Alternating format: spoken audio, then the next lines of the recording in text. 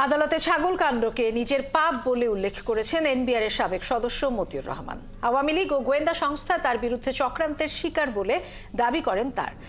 এদিন অস্ত্র মামলায় মতিউর রহমানের ৩ দিনের রিমান্ড মঞ্জুর করেছেন আদালত। তার দুদকের দায়ের করা মামলায় মতিউর রহমানের স্ত্রী লায়লা কানিজকে কারাগারে পাঠিয়ে আগামী রোববার তার রিমান্ড শুনানির দিন ধার্য করা হয়েছে। এদিকে গাছ বিক্রির টাকা আত্মসাতের মামলায় ডেস্টিনির ব্যবস্থাপনা পরিচালক রফিকুল আমিন সহ ১৯ জনকে ১২ বছর করে কারাদণ্ড দিয়েছেন আদালত। তবে চেয়ারম্যান ও ব্যবস্থাপনা পরিচালক ১২ বছরের বেশি সময় কারাগারে থাকায় এখন তাদের মুক্তিতে বাধা নেই বলে জানান তার আইনজীবীরা। আরও জানাচ্ছেন নিবিড় সাহা।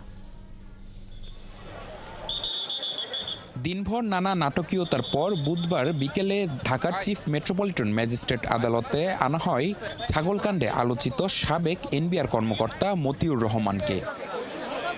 এর আগে মঙ্গলবার দিবাগত রাতে বসুন্ধরা আবাসিক এলাকার একটি বাসা থেকে মতিউর ও তার স্ত্রী লায়লা কানিজকে গ্রেফতার করে ডিবি পুলিশের একটি দল। এ সময় তার কাছ থেকে জব্দ করা হয় একটি শটগান ও ২৪ রাউন্ড গুলি। এই ঘটনায় রাজধানীর ভাটারা থানার অস্ত্র মামলায় তার ১০ দিনের রিমান্ড আবেদন করে পুলিশ। পরে আদালত তার ৩ দিনের রিমান্ড মঞ্জুর করে। এনবিআর সদস্য আগে সরকারের যে পরিমাণ রাজস্ব তারা বেহাত করেছে এবং সরকারের মদতপুষ্ট যারা ছিল মন্ত্রী এমপি তাদেরকে বিভিন্নভাবে এই রাজস্ব ফাঁকি দেওয়ার বিষয়ে সহযোগিতা করেছে মতিউর রহমান। এদিকে ছাগল কাণ্ডকে নিজের পাপ উল্লেখ করে মতিউর রহমান আদালতকে বলেন, আওয়ামী লীগ সরকারের রোষানলের শিকার তিনি। গোয়েন্দা সংস্থা ৬ মাস ধরে তার ছেলেকে ব্যবহার করে ছাগল কাণ্ড ঘটায় বলে দাবি করেন জাতীয় রাজস্ব বোর্ডের সাবেক এই কর্মকর্তা। সে যে এই যে ৩ বছর সে রিনিউ করে নাই, সেই ক্ষেত্রে আইনের বিধান হইল সে জরিমানা দিয়ে এই অস্ত্রটা আবার রিনিউ করতে পারবে, এই লাইসেন্স রিনিউ করা যাবে। এখানে আইনের কোনো ব্যত্যয় ঘটে নাই কিংবা এই অস্ত্র অবৈধ অস্ত্র নয়।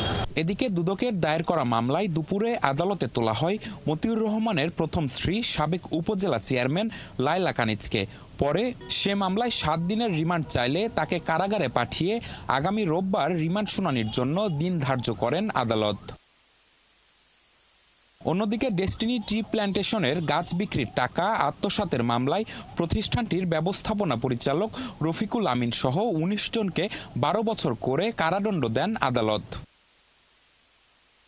তবে এরই মধ্যে ১২ বছর ৩ মাস কারাভোগ করায় রফিকুল আমিন ও ডেস্টিনির চেয়ারম্যান মোহাম্মদ হোসাইনের মুক্তিতে আর কোনো বাধা থাকছে না বলে জানান তার আইনজীবী। উভয় পক্ষের যুক্তিতর্ক শ্রবণের পরে বিজ্ঞ আদালতের নিকট সন্দেহের ঊর্ধ্বে থেকে এই মামলা প্রমাণিত হয়, তাদেরকে সবাইকে ১২ বছর করে সশ্রম কারাদণ্ড এবং ৪,৫১৫ কোটি ৫৭,৫৪,৪৪৫ কোটি টাকা অর্থদণ্ড করেছেন এবং ৬ মাসের ভিতরে এই অর্থদণ্ডের টাকা পরিশোধ না করলে সরকার ফৌজদারি কার্যবিধি ৩৮৬ ধারার বিধান মতে এই টাকাটা আদায় করে নেওয়ার জন্য আইনগত ব্যবস্থা গ্রহণ করতে পারবে। এদিকে রাজধানী নিউ মার্কেট থানার মামলায় সাবেক প্রধানমন্ত্রীর উপদেষ্টা সালমান এফ রহমান ও সাবেক প্রতিমন্ত্রী জুনায়েদ আহমেদ পলককে ৪ দিনের পুলিশ রিমান্ডের আদেশ দিয়েছেন আদালত। এছাড়া রাজধানীর বিভিন্ন থানার মামলায় গ্রেফতার দেখানো হয়েছে আনিসুল হক, ফারুক খান, দীপু মনি, হাজি সেলিম, জুনায়েদ আহমেদ পলক ও সোলাইমান সেলিম সহ ১৪ আসামিকে।